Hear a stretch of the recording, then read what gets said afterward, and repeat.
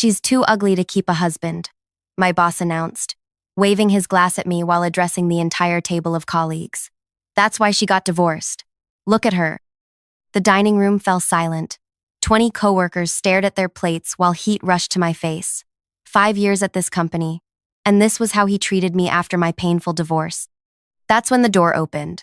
A tall, striking man in an impeccable suit walked straight to me, kissed my cheek, and said, "Sorry I'm late.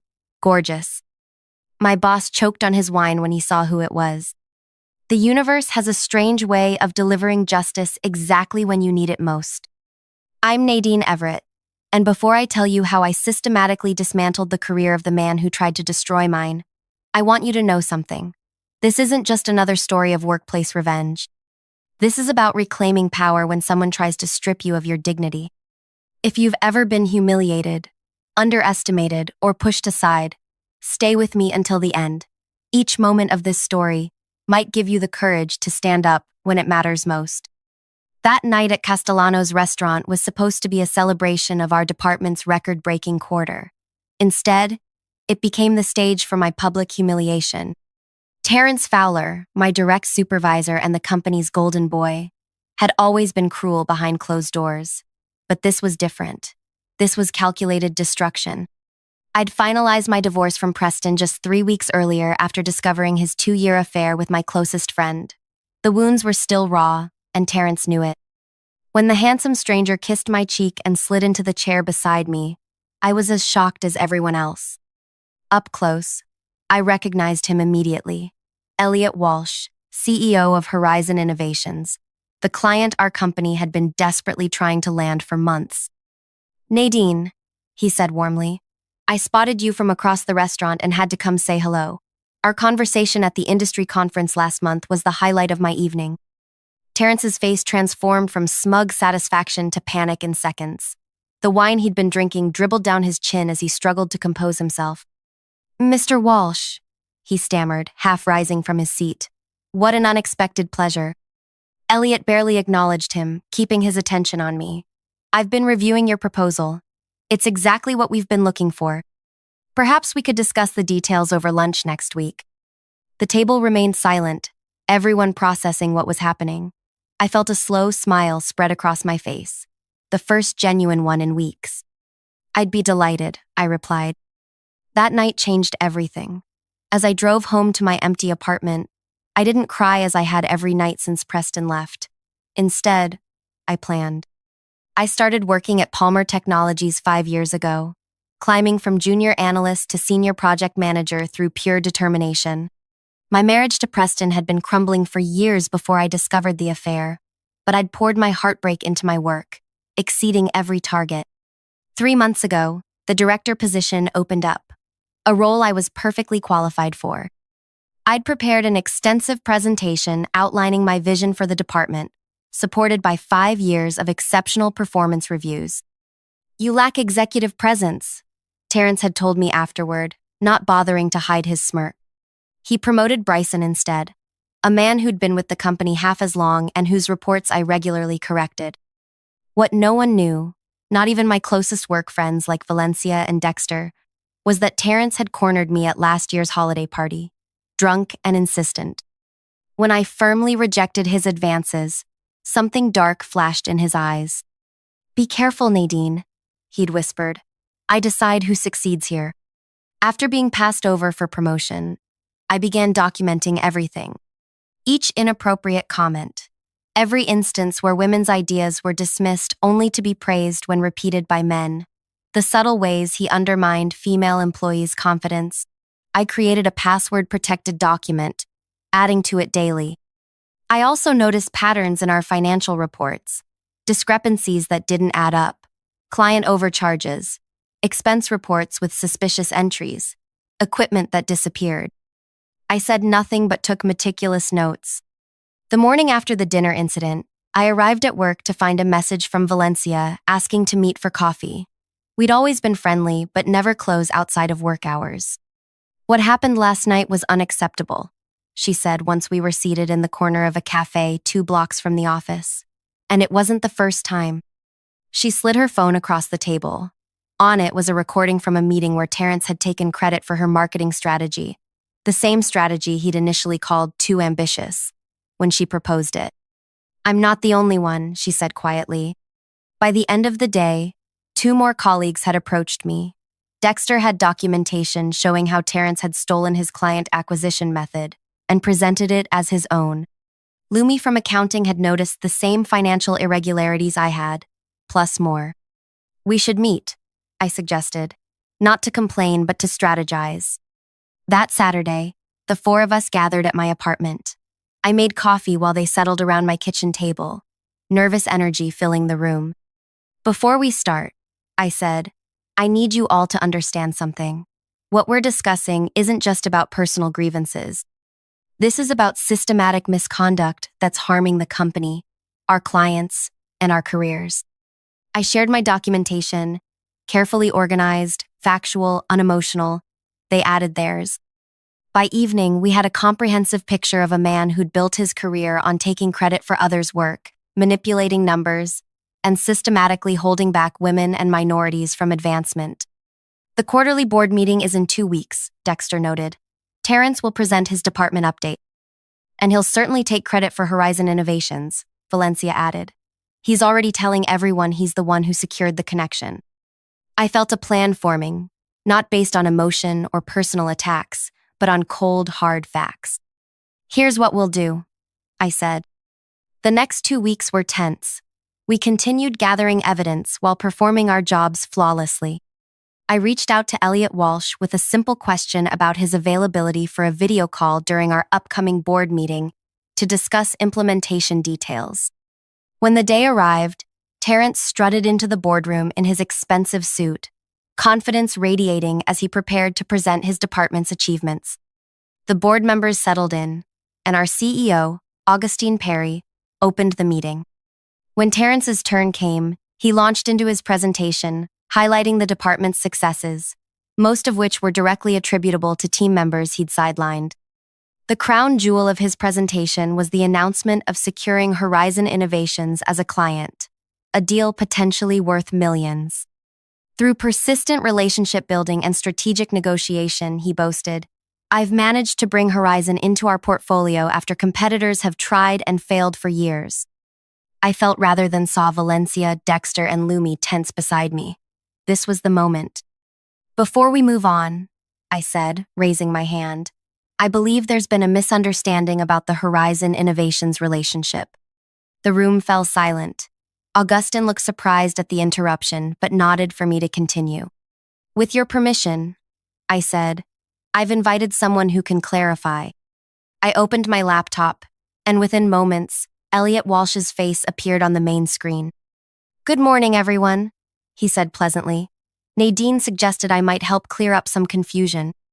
What followed was Elliot explaining how he'd met me at an industry conference, been impressed by my insights, and subsequently reviewed the proposal I'd sent him. He had never met or spoken with Terrence. Terrence's face drained of color. "There must be some mistake," he interrupted. "I've been overseeing all client acquisitions." "That's interesting," Elliot replied, "considering Nadine is the only representative from your company I've had any contact with." Augustine frowned, looking between Terrence and me. "Is there something I'm missing here?" "Actually," I said calmly, "there's quite a bit. I distributed copies of a report to each board member. This isn't a complaint about personal treatment. This is a comprehensive analysis of how our department has been mismanaged for the past 2 years. The report detailed everything: the financial discrepancies, the talent suppression, the credit stealing, all meticulously documented with dates, figures, and supporting evidence." "What is this?" Terrence demanded, his voice rising. "Some kind of witch hunt because you're bitter about not getting promoted?" I didn't respond to the bait. Instead, I nodded to Valencia, who stood. "I can verify the section regarding misattribution of work," she said professionally, playing the recording from her phone. Dexter followed with his evidence. Then Lumi presented the financial analysis. Throughout it all, I remained calm, focusing on facts, not emotions. This wasn't about my humiliation at the dinner or his rejection of my promotion. This was about business misconduct that had cost the company money, opportunities, and talent. The board members exchanged glances. Augustine's expression had grown increasingly grave. "These are serious allegations," he finally said. "Terrence, do you have a response?" Terrence's confident facade cracked. "This is clearly a coordinated attack," he sputtered. "They're all friends. They're conspiring against me because I hold them to high standards." "The numbers speak for themselves," I replied evenly. "And there are dozens more examples not included in that report. We can provide those too if needed." Augustine asked everyone except the board members to step outside. As the door closed behind us, I could hear Terrence's voice rising, then the firm tone of our CEO cutting him off. In the hallway, Valencia squeezed my hand. "Whatever happens," she whispered, "you stood up. We all did." For 30 minutes, we waited in tense silence. Then Augustine's assistant appeared, asking me to return to the boardroom alone. The air felt heavy as I walked in. Terrence was gone. Augustine and the board members sat with grim expressions. "Sit down, Nadine," Augustine said, gesturing to a chair. And that's when everything changed. They had questions, dozens of them. How long had I been aware of these issues? Why hadn't I come forward sooner? How had I managed to build a relationship with Horizon while performing my regular duties? I answered truthfully. I explained how I'd tried to address issues through proper channels but been dismissed. How I'd feared retaliation if I spoke up alone. How I'd built professional relationships at industry events on my own time because I believed in the company's potential. "What happened at the company dinner the other night?" one board member asked. "Mr. Walsh mentioned something about interrupting an uncomfortable situation." I hesitated. This was where personal and professional collided. "Terrence publicly mocked my recent divorce," I said simply. "Mr. Walsh happened to be dining nearby and came over to say hello. It was coincidental timing." The board members exchanged looks. "We've placed Terrence on administrative leave pending a full investigation," Augustine finally said. "Based on what we've seen today, that investigation will likely confirm your report's findings." He paused, studying me carefully. "We find ourselves in need of an interim department head while we conduct a proper search for a permanent replacement. Would you be willing to step into that role and be considered as a candidate for the permanent position?" The world seemed to still. 5 years of work, months of documentation, weeks of strategic planning, all leading to this moment. "I would," I replied, my voice steady despite my racing heart. As I left the boardroom, I saw Terrence being escorted to his office by security to collect his personal items. Our eyes met briefly. In that moment, I realized the most devastating part for him wasn't losing his job. It was realizing I'd beaten him not through emotional outbursts or personal attacks, but by being exactly what he claimed I wasn't: executive material. That evening, I returned to my apartment and poured myself a glass of wine. My phone buzzed with a text from Elliot Walsh. "Dinner next week to discuss implementation details? As colleagues, of course." I smiled. The future suddenly held possibilities I hadn't dared imagine weeks ago. But as I sat in the quiet of my living room, I realized this wasn't the end of my story. It was just the beginning. Because what Terrence and the board didn't know was that the financial discrepancies I'd discovered went much deeper than one man's misconduct. They pointed to something more systematic, something that reached all the way to the executive floor. And I now had the perfect position to investigate further. The next morning, I walked into the office as interim department head. The shift in energy was palpable. Curious glances, whispered conversations that stopped when I approached, and a few genuine smiles from those who'd witnessed Terrence's behavior firsthand. Valencia met me at my new office door. "Congratulations," she said, her expression a mix of admiration and concern. "Are you ready for this?" "More than ready," I replied, setting my bag on the desk that had been Terrence's just yesterday. "But we have work to do beyond just celebrating." Over the next few days, I scheduled individual meetings with every team member, not to interrogate or intimidate, but to listen. What did they need to succeed? What obstacles had they faced? What ideas had been dismissed that deserved reconsideration? The pattern that emerged confirmed my suspicions. Terrence hadn't acted alone in his mistreatment and manipulation.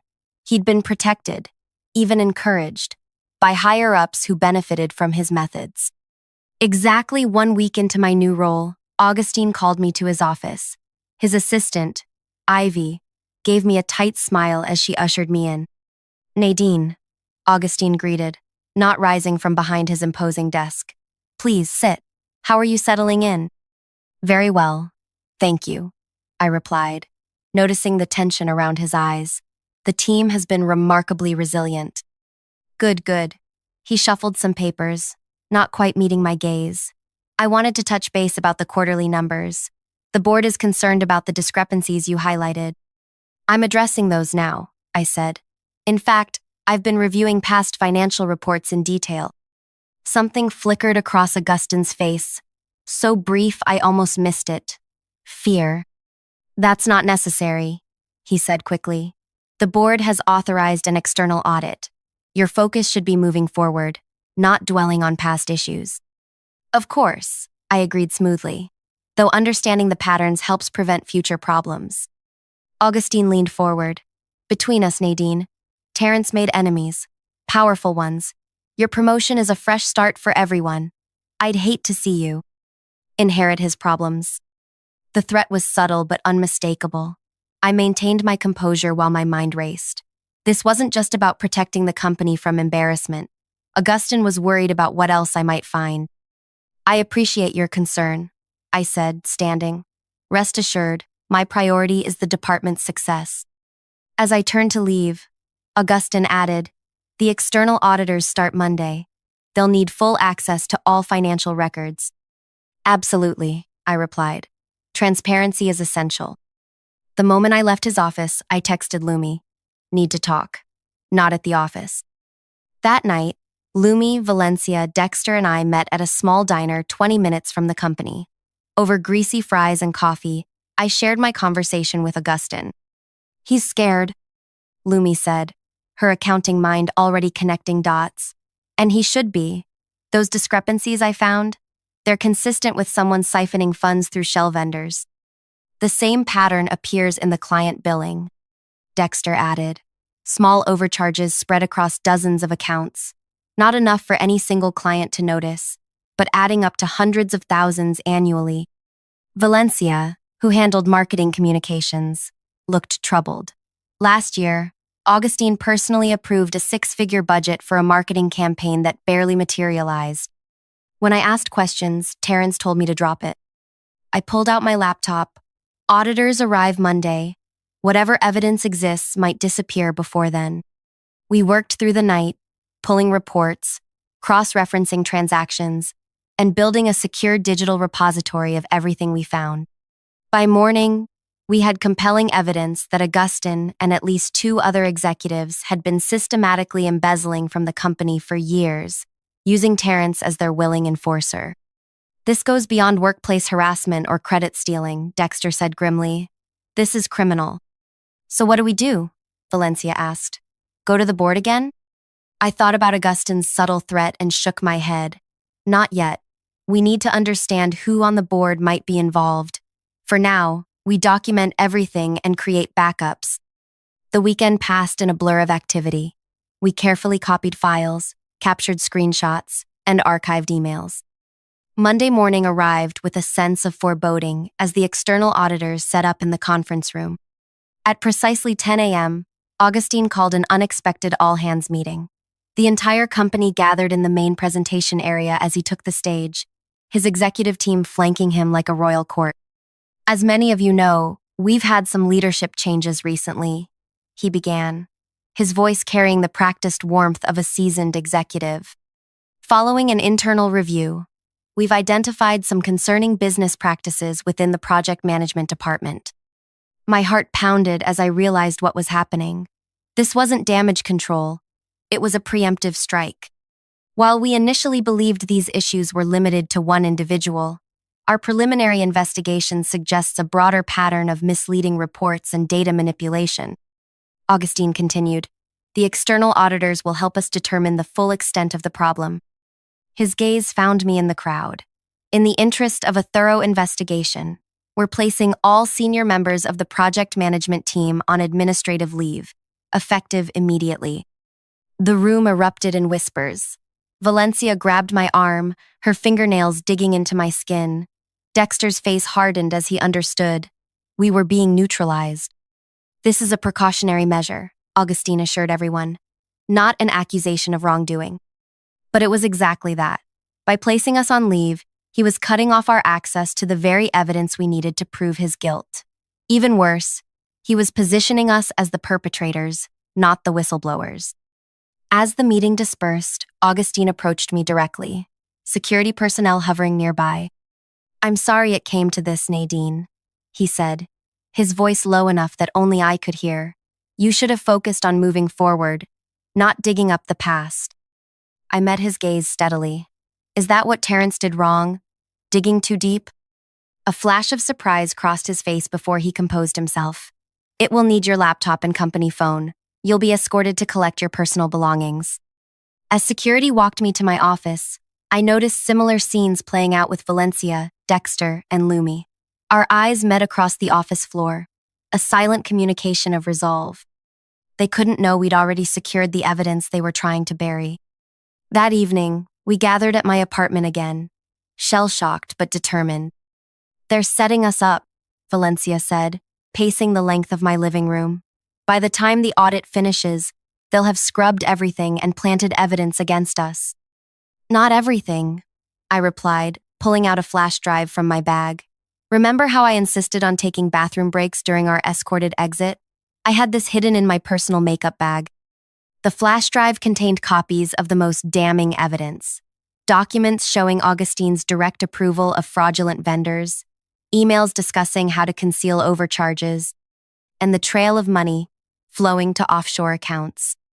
"This isn't enough," Dexter argued. "They'll claim we fabricated it all." "You're right," I agreed, "which is why we need to be smarter than they are." I outlined my plan, a plan that had been forming since I first discovered the extent of the corruption. We wouldn't go to the board, who might include Augustine's accomplices. We wouldn't go to the media, who might sensationalize without understanding the complexity. Instead, we would go directly to the company's largest shareholders and clients simultaneously, people with real power and a vested interest in the truth. "It's risky," Lumi warned, "if we're wrong about any of this." "We're not wrong," I said firmly, "and we have one advantage they don't expect." "What's that?" Valencia asked. I smiled for the first time that day. Elliot Walsh. The following morning, I called Elliot, not as a potential romantic interest, but as the CEO of a company about to enter into a major contract with mine. "Nadine," he answered warmly, "I was just thinking about you." "Elliot, I need your help," I said, skipping pleasantries. "And I need to know I can trust you." His tone shifted immediately. "What's happened?" I explained the situation, the fraud we'd uncovered, our administrative leave, and Augustine's likely plan to frame us. I was careful to stick to facts, not emotions. "Send me everything you have," Elliot said without hesitation. "My legal team will review it today." "There's more," I added. "Horizon isn't the only client being overcharged. I have evidence affecting at least 11 major accounts." Elliot was silent for a moment. "This could be industry-wide news, Nadine." "I know. That's why I need your help reaching out to the other affected clients. Coming from you, CEO to CEO, they'll listen." By afternoon, Elliot had confirmed what we already knew. The evidence was compelling. By evening, he'd arranged a conference call with 4 other CEOs whose companies had been systematically overcharged. Meanwhile, Dexter activated his network of industry connections to quietly approach 3 major shareholders with our findings. Not as a scandal, but as a serious governance issue requiring immediate attention. For 3 days, we operated in careful silence, building our coalition. Valencia prepared a comprehensive presentation that laid out the evidence chronologically, while Lumi created financial summaries that even non-accountants could understand. On the 4th day, Augustine called me. "Nadine," he said, his voice artificially pleasant, "I hoped we might discuss a mutual resolution to our current situation." "What did you have in mind?" I asked neutrally. "The preliminary audit has raised some questions about financial approvals that appear to have your digital signature. His tone hardened slightly. However, the company is willing to accept your resignation without further investigation. We'd provide a generous severance package, of course. There it was, the trap closing. They'd already begun fabricating evidence against me. That's a generous offer, I replied, keeping my voice even. When would you need my decision? By close of business tomorrow, he said. For your own benefit, I suggest accepting. The alternatives would be unpleasant for everyone. After hanging up, I immediately called our group. It's happening, I told them. They're making their move. So we make ours, Dexter replied. The next morning, as Augustine waited for my resignation, a different kind of meeting was taking place. In the private dining room of the Grand Hotel downtown, Elliot Walsh hosted breakfast for 5 CEOs, 3 major shareholders, and 2 board members who'd been carefully vetted as uninvolved in the fraud. I arrived last, carrying the final piece of evidence, Terrence's personal notebook, which his assistant had secretly provided after witnessing his abusive behavior for years.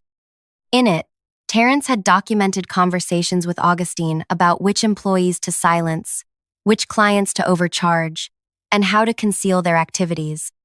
For 2 hours, I presented our case, not as a disgruntled employee seeking revenge, but as a finance professional exposing systematic fraud. When I finished, the room was silent. Finally, Eleanor Harding, the company's largest individual shareholder, spoke. I've seen enough. This requires immediate action. By noon, the board members had called an emergency session. By 3, Augustine received a call demanding his presence at the corporate headquarters immediately. By 5, security was escorting him and 2 other executives from the building. I wasn't there to see it.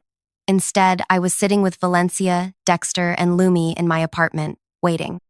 At 5:30, my phone rang. Eleanor Harding herself. Ms. Everett, she said formally. The board has removed Augustine Perry, effective immediately.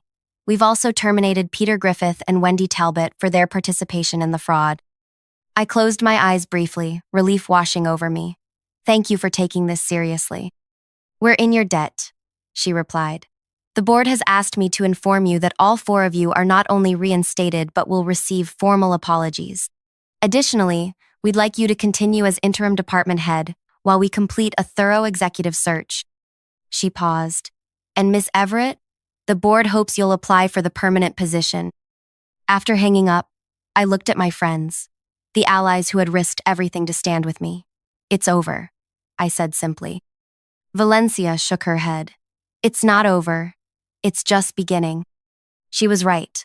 Over the next month, the company underwent a complete transformation. The external audit expanded to review 5 years of records. 3 more executives were removed. Clients who had been overcharged received full restitution. And me? I applied for the permanent department head position. After 3 rounds of interviews with the restructured executive team, I was appointed not just department head, but vice president of operations, a new role with oversight of multiple departments. My first official act was promoting Valencia, Dexter, and Lumi to senior positions where their talents would be recognized and rewarded.